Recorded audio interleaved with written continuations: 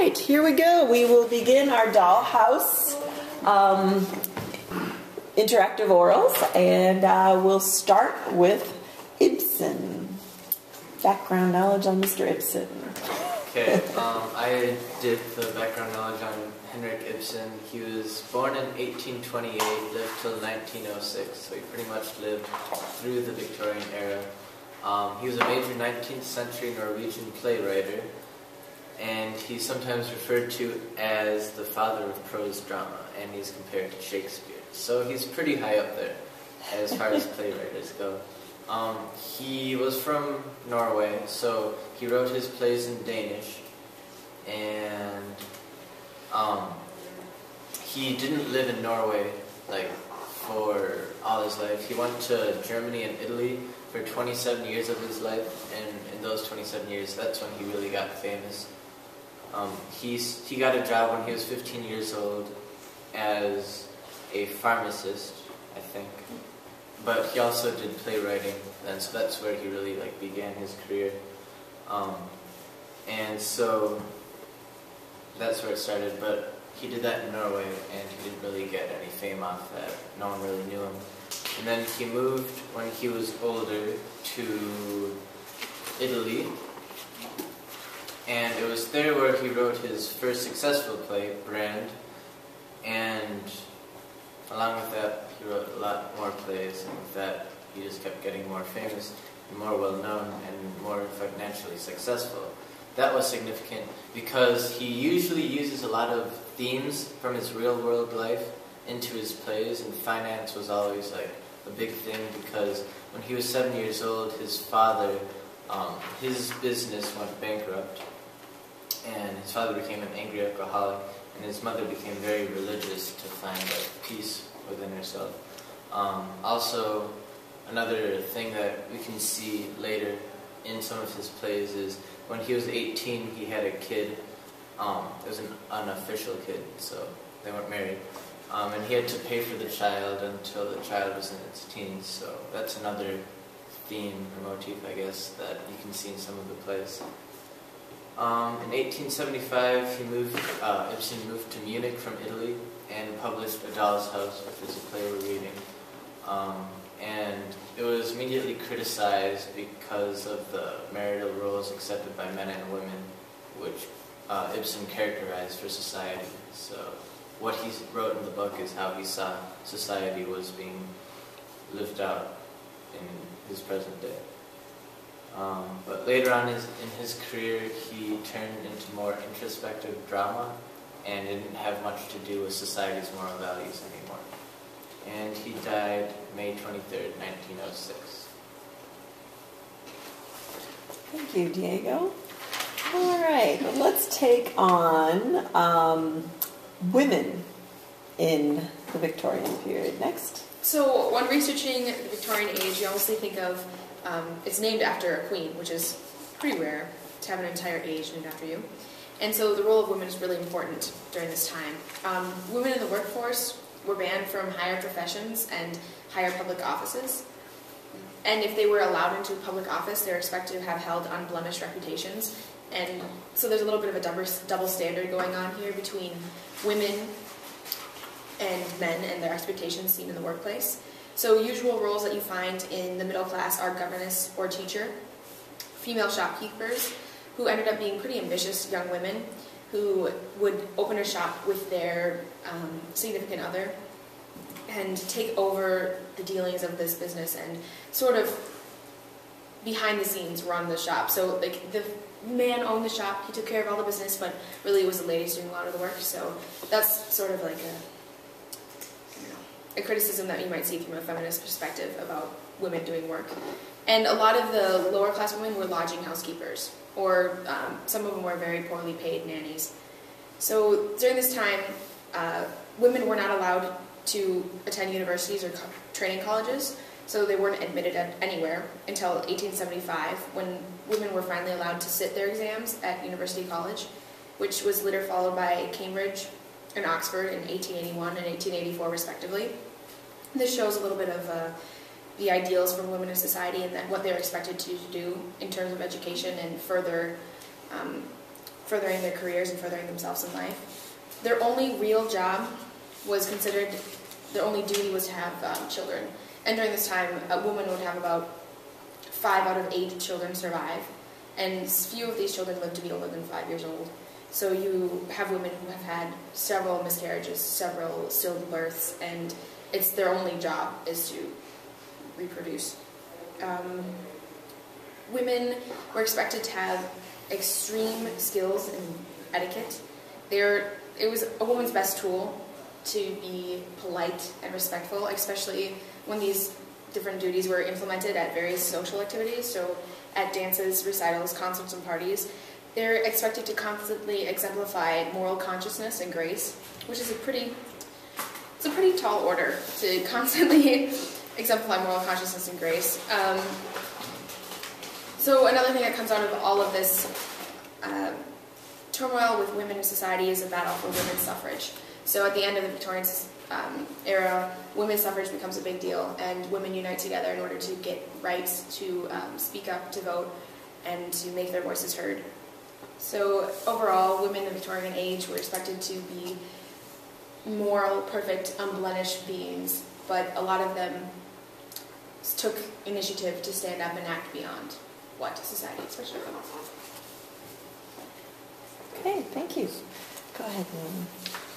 Alright, that was about Christmas traditions in Norway, and since the play is occurring in Norway around Christmas time, kind of important. Actually, the Christmas season starts before, like, the play. Like, the play starts on the 24th.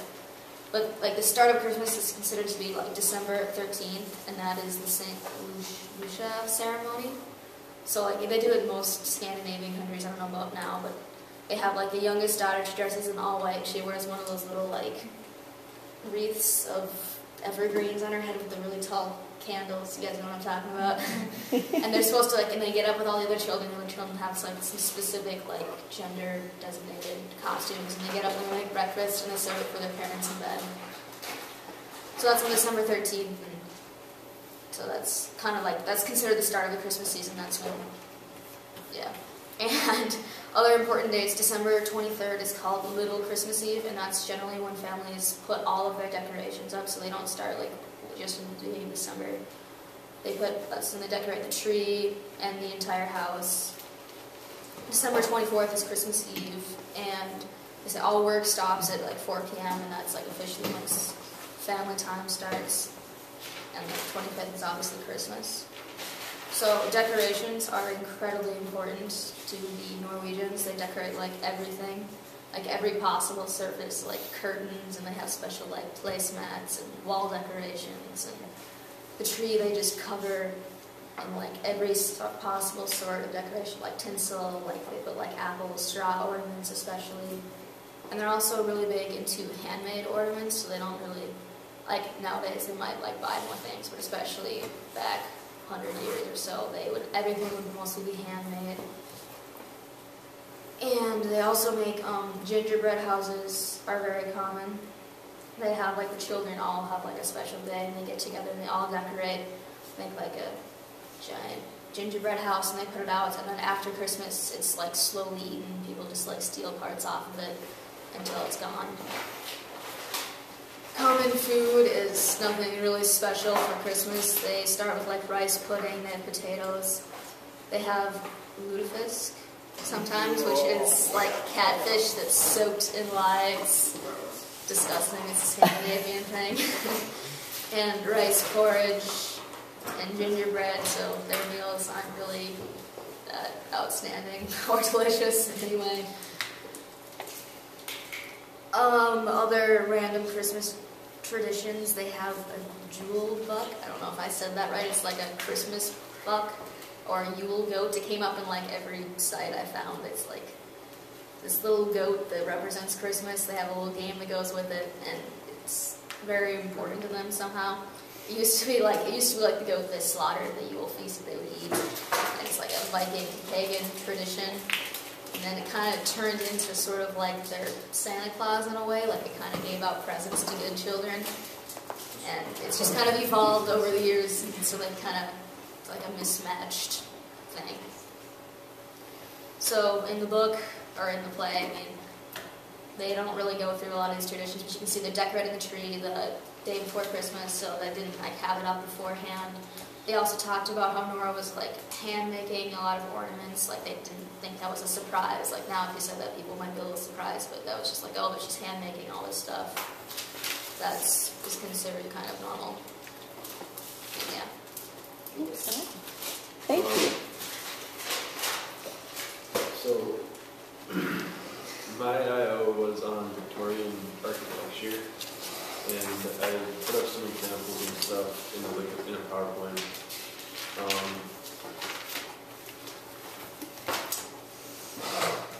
Late in the 19th century, Victorian architecture brought a new sort of attitude towards colors in the way that the exterior of the house was painted and decorated, I guess.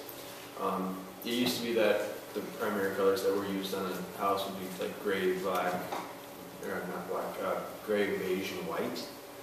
And with the introduction of Victorian architecture, it transformed into more vibrant, bright colors. As far as the interior of a regular room, it was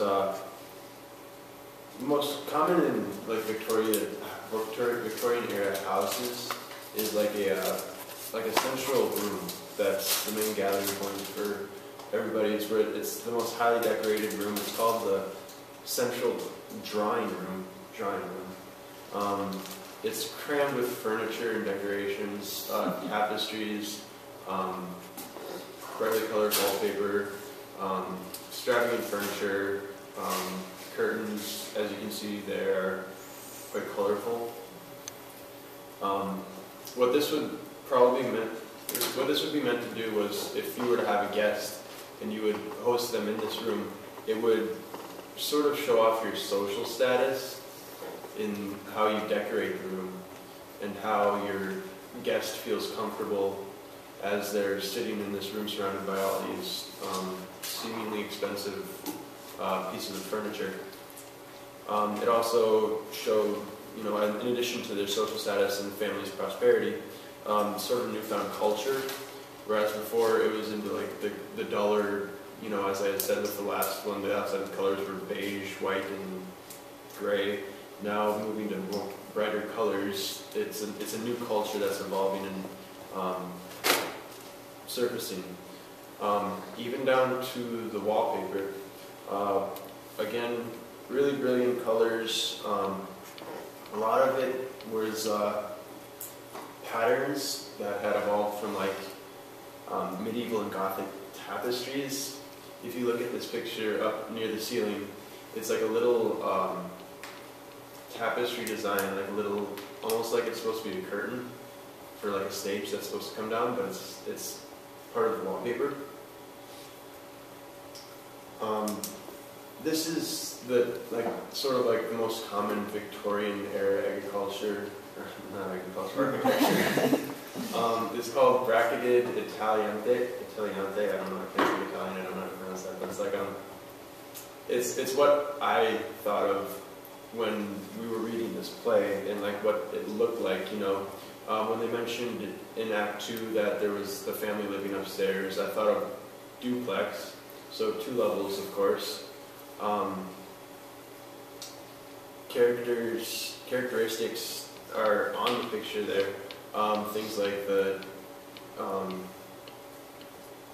slanted roof, the sort of window bays, I think is what they call them.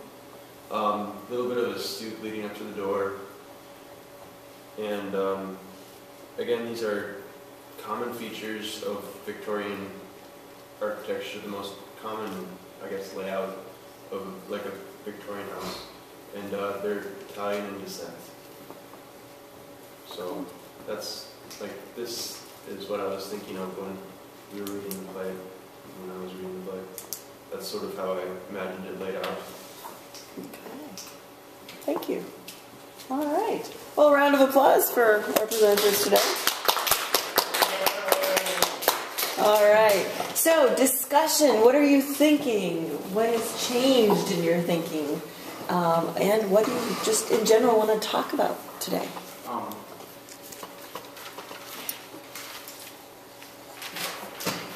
what I found interesting was about Ibsen, about his background, about how his dad became bankrupt when he was 7, and then he became an alcoholic and stuff. And I think that, like, this book has something to do with financial, where she has to pay for her husband, and she could potentially lose her reputation and lose it all, and maybe like being dead forever.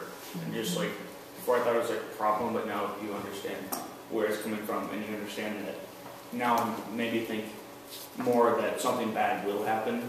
Whereas before, I thought maybe it might be okay, but if Ibsen writes about his own life, then it's obvious that's something.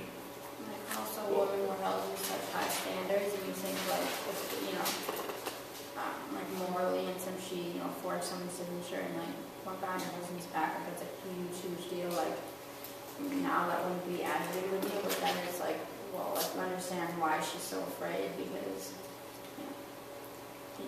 Yes, this idea of what people think of you, you know, and if your drawing room has this elaborateness to it, and people will think more highly of you as they're sitting in there, what are they going to think about the husband of a forgerist, you know? And yes, absolutely. Ibsen's father did die around that same age of 7. So not only did his dad become bankrupt,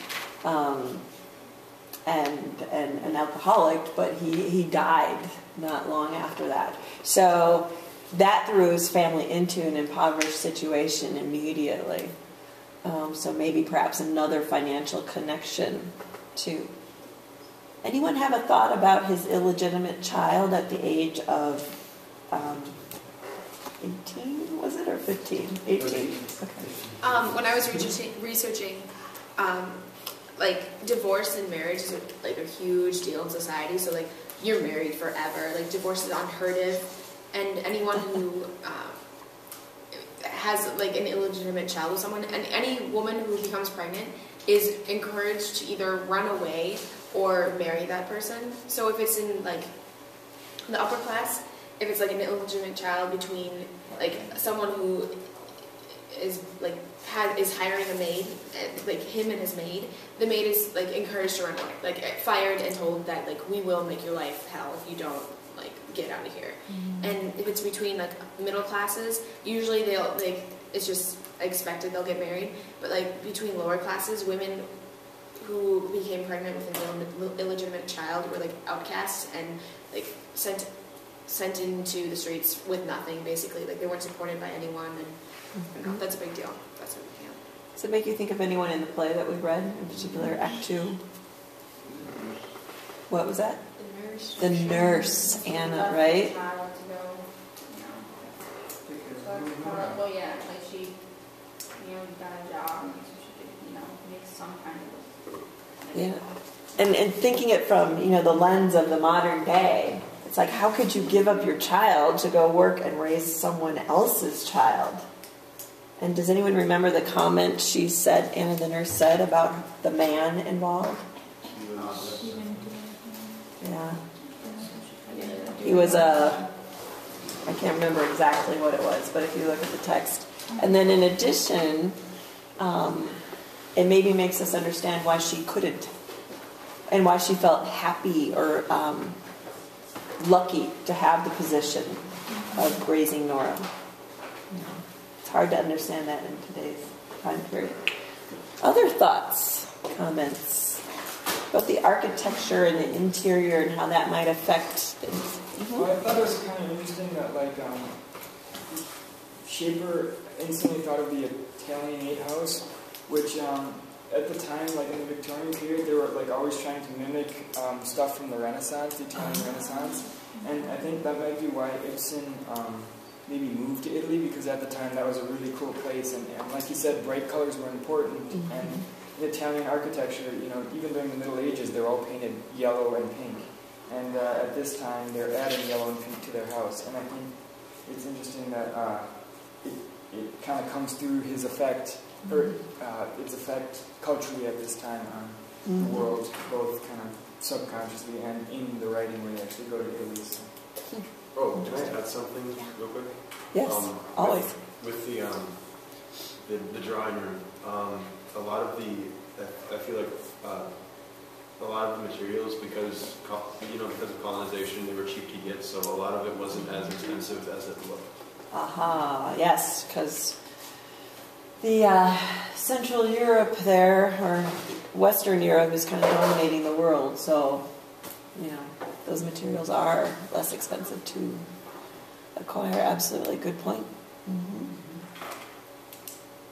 Any other thoughts or comments in general? Yeah. This is kind of random, but Diego said that he wrote the plays in Danish.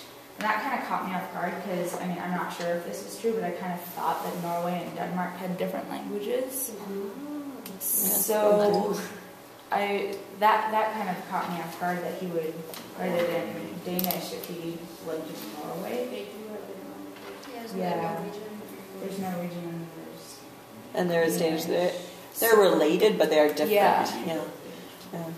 I personally do not know the answer to that, but it said here from the website I got. It said that it was in Danish because they were published by a Danish publisher. I guess. That makes sense. Okay. All right. Well, Do you think that his travels influenced this book in particular? This seems sort of like back home kind of book. Like, this is what life's like in Norway. Not really like traveling around different influences. But if he wrote it in Italy, is his commentary about something negative in Norway or something he misses in Norway? He wrote it in I don't know. It was really Well, this might not have really anything, but in Alsace they mentioned a trip to Italy.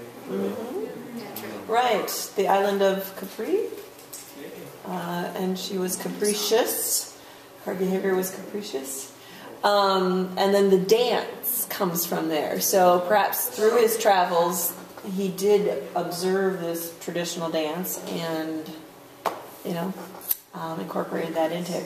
But one thing I was thinking of, Zoe mentioned that women would often become the leader, the head of the business, the shop business, but the man would still be the figurehead of it. And I was wondering, do you get the feeling that might be happening in the play somehow as well? Nope. Torvald is clearly the leader and the... I could think of maybe Miss Linda or whatever her name is. Maybe playing a larger role if she gets a job at the bank. I think clearly that Torvald is definitely the dominant figure. Okay. He seemed like he could be manipulated in some ways.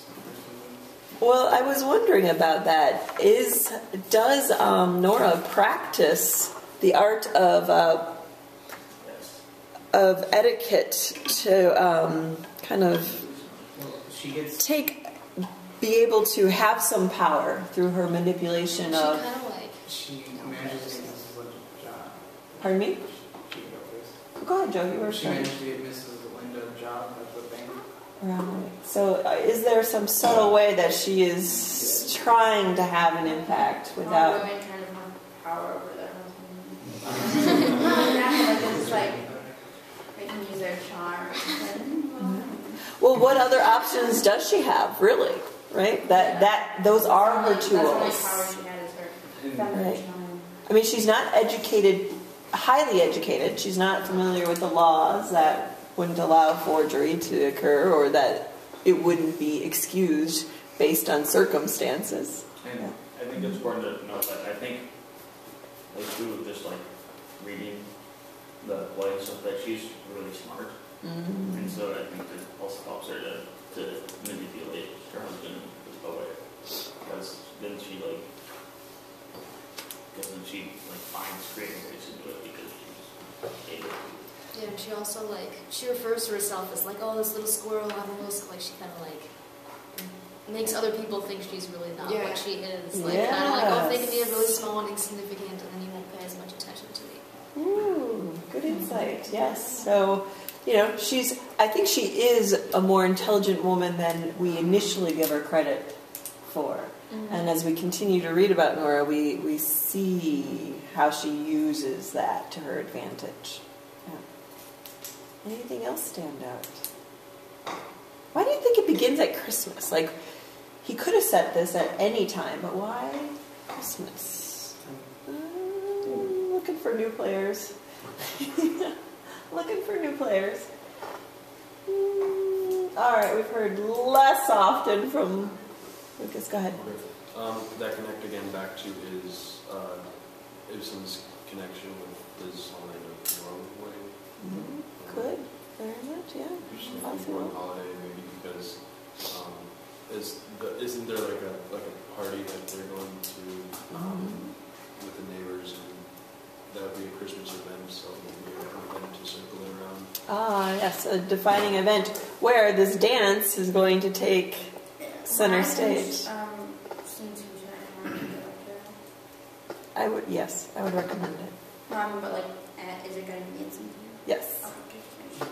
Well, I thought it would take place during Christmas because that would be a really unfortunate time for something like this to happen, because Christmas was supposed to be like time for joy and a time for the family, but instead she neglects her children because Torvald makes her like think that she'll poison them, and so she kind of ruins her childhood indirectly, I think, by not talking to them. And then she seems to be getting more jumpy. Yeah, a little situational irony, perhaps. It is supposed to be this time of joy and family coming together. And also, I think Christmas would be an appropriate time to go with the context of that Torvald just got his promotion. So, like, for accounting-wise, like, it's a new year, so it's like showing that he's taking control of the bank. Okay. All right. Timing of the year. At the beginning of the book, Helmer talks to Mrs. Linda to Nora about her spending problems, and we as an audience know situational or dramatic irony that she's not in fact spending all this money, that she's saving a lot of it to pay off these loans, and she's being very thrifty. So I think it's kind of like Christmas is a time where people like relax on their like financial burdens, and I think that's important because it's you sort of like, oh, it's Christmas, it's the season, but like Nora like really knows like this is important, like we can't like spend money on anything. And yet she's saying, oh, you can loosen it up a little bit there, Torvald. Right. It gives like a good setting for her to show her like character. Yep. Okay. All right. Anything else you want to add before closing?